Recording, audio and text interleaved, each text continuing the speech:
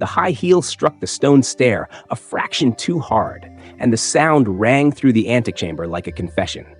A candle trembled in its silver cup. Silk brushed against silk.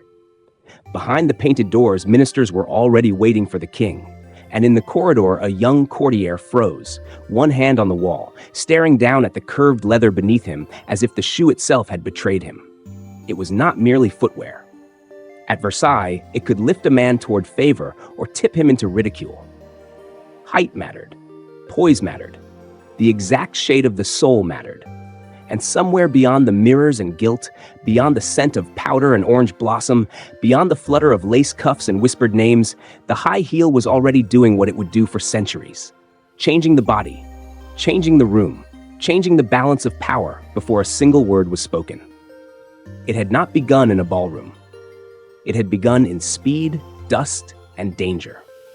Long before French courtiers learned to turn in polished galleries, the heel was cinched against the flank of a horse. In Persia, where cavalry could decide dynasties, riders needed a way to anchor their feet in stirrups while rising to fire a bow. A raised heel gave them that grip. It kept the body steady when the horse surged forward beneath it, when leather creaked and hooves struck dry earth, when an empire depended on the accuracy of a moving hand. The shoe was practical, almost brutal in its purpose. It belonged to men who rode armed and hard, not to anyone interested in elegance. Yet objects have their own ambitions. They travel with trade, with diplomacy, with envy. At the turn of the 17th century, Persian envoys crossed into Europe, and with them came fabrics, carpets, manners, and that strange lifted shoe, carrying the scent of distant authority. Europe noticed, because Europe was hungry. Courts were ravenous for foreign things that looked like power before anyone understood them. Merchants unpacked silks under gray northern skies. Painters watched ambassadors enter halls in layered robes and heeled shoes and sensed, correctly, that fashion had arrived disguised as politics.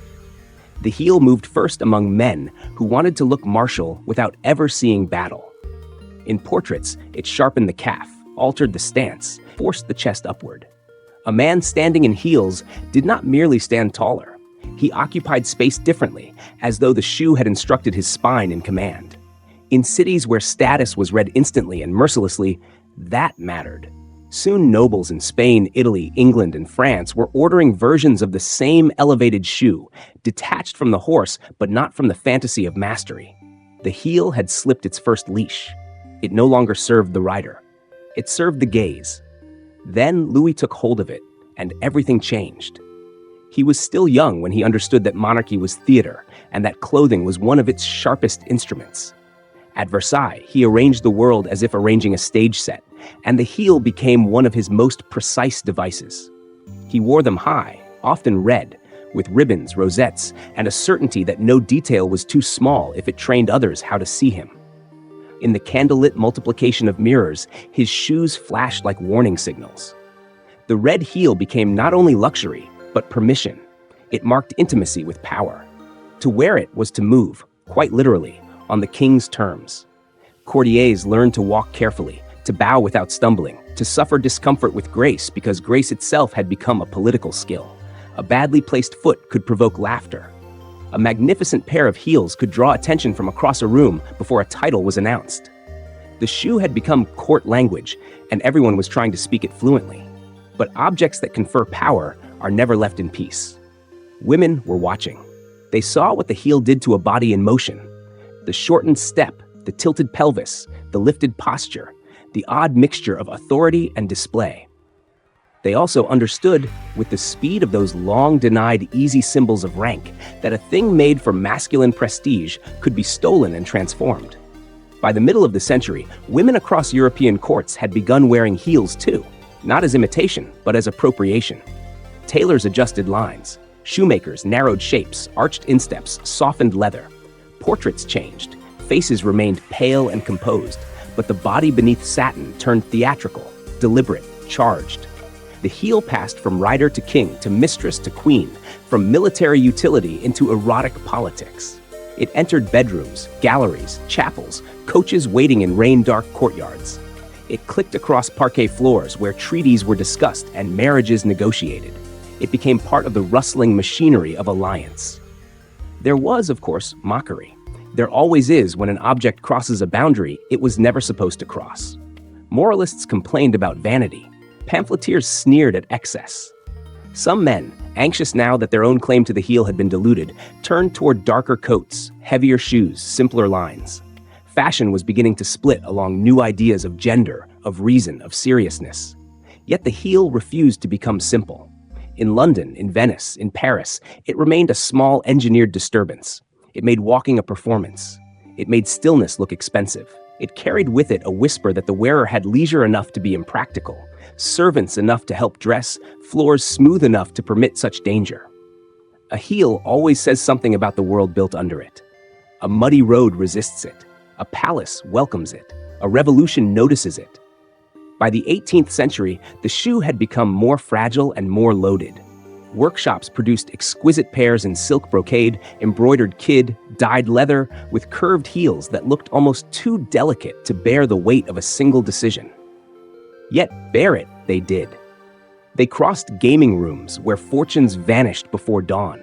They entered private cabinets where lovers exchanged letters sealed in wax. They waited under the skirts of women who understood that elegance could be a weapon sharpened by scarcity and spectacle. In Paris, where appearance could open doors faster than birth and ruin faster than debt, the high heel moved through a city electric with appetite. It knew the hush of dressers fastening straps before a ball. It knew the smell of wax and powder in the opera. It knew how quickly desire could become credit and credit become disaster. And outside those rooms, another sound was gathering. At first, it was only talk carried in cafes and printing shops, in the hands of men with ink on their cuffs and impatience in their mouths. Then it was hunger, tax, bread, anger. The old symbols began to glow too brightly, as if lit from beneath.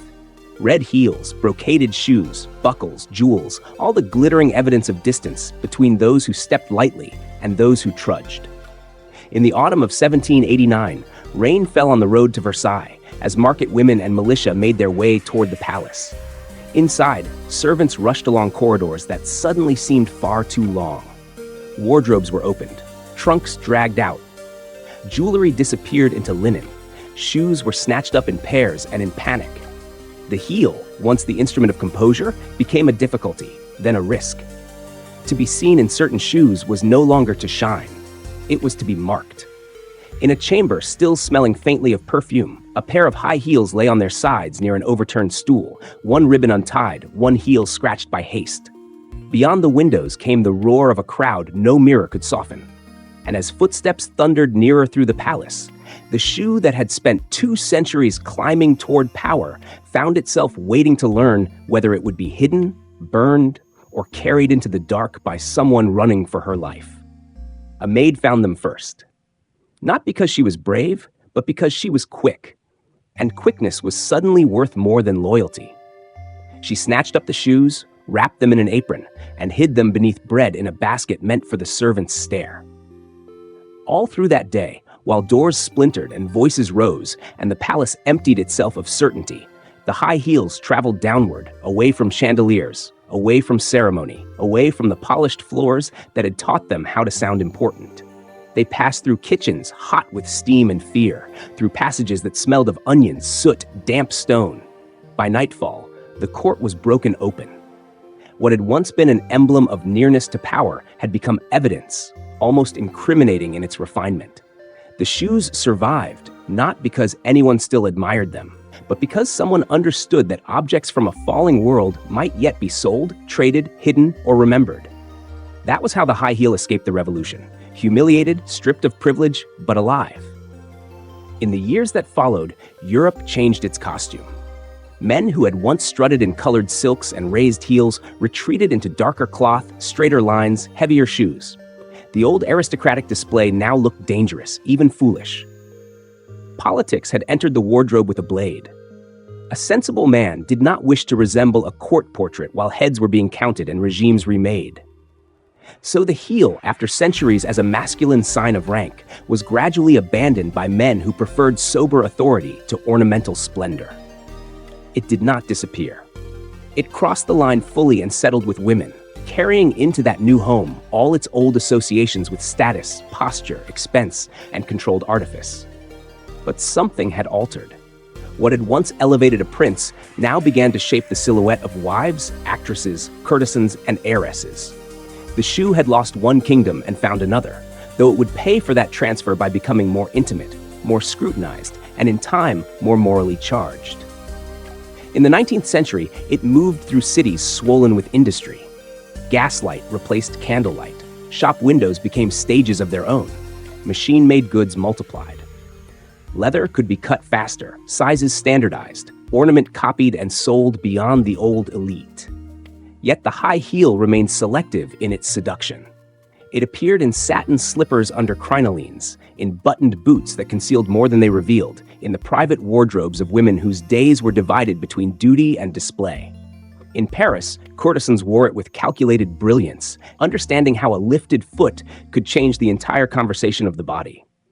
In paintings and photographs, the glimpse of a heel beneath a hem could suggest wealth, impropriety, invitation, or simply the thrilling fact that modern life had made surfaces more visible than ever. The shoe was no longer just a mark of rank. It had become part of a coded language of desire, one that respectable society publicly condemned and privately studied in detail. Then came the camera, and with it a new kind of immortality. The high heel entered studios where women held their poses under punishing lights, their boots and pumps preserved on glass plates with unnerving precision. A scuffed toe, a narrow arch, the line of a buttoned ankle boot. Nothing was lost. The shoe began to live not only in rooms and streets, but in images that traveled farther than any court fashion ever had. It passed through music halls and theaters where performers used it to command attention from the first step into a spotlight. It clicked along backstage boards sticky with dust and rosin, waited beside rouge pots and wilting flowers, and learned to belong to women who earned applause from strangers rather than approval from kings. There was power in that. Not safe power, not equal power, but visible power nonetheless. The heel was becoming democratic in the harshest possible way. Available to more women, demanded of more women, judged on more women. War interrupted everything, then accelerated everything. In the first half of the 20th century, shortages cut fashion back to necessity, only for glamour to surge again with almost defiant intensity when peace returned. Designers sharpened the shoe's profile. New materials, steel shanks, and industrial precision made something more extreme possible. Then the stiletto arrived, thin as a threat, elegant as a dagger. It did not merely raise the body, it transformed it into a sequence of tensions. The calf tightened, the back hollowed, the step shortened into something at once controlled and precarious. In post-war Europe, where ruins still stood and rationing memories lingered, the stiletto looked almost scandalously excessive. That was part of its power. It offered fantasy at a moment when reality had been unbearable. Film stars wore it into collective memory. It flashed on staircases, in hotel lobbies, beside sleek cars, under the hems of new-look skirts. The high heel had found modern celebrity, and with it a brighter, colder kind of myth. But the myth was never simple. By the late 20th century, the heel had become a battleground disguised as an accessory. Offices, catwalks, bedrooms, political chambers, magazines, protests, it appeared in all of them, never meaning only one thing. Some women used it as armor, as pleasure, as artistry, as a private method of becoming the version of themselves they wished the world to meet. Others experienced it as demand, discipline, pain dressed up as polish. The shoe carried both truths at once. It could be chosen and imposed, adored and resented, liberating in one room and absurd in the next. Entire industries depended on its promise. Entire critiques were built on its cost. It survived every argument. Even when fashion turned minimalist, even when trainers conquered the street, the high heel remained in the wardrobe like a difficult inheritance, too charged to be ordinary, too persistent to vanish. And so it arrives where we are now, still tapping through history with old ghosts caught in its shape. It walks red carpets and wedding aisles, boardrooms and dance floors. It is sold as confidence, seduction, authority, rebellion, luxury. It is photographed endlessly, removed under tables, carried home in hands at dawn. It leaves blisters. It leaves impressions in parquet, in carpet, in memory. Somewhere in a museum case lies an embroidered 18th century pair, tiny and improbable, their silk dulled by time. Somewhere else, a modern heel stands in a boutique window under perfect light, sharp enough to pierce the future. They recognize each other instantly. Both know what it is to alter posture before thought, to announce class or aspiration, to provoke judgment with a single step. The high heel never stopped being what it was in that corridor at Versailles. An object small enough to underestimate and powerful enough to rearrange a room.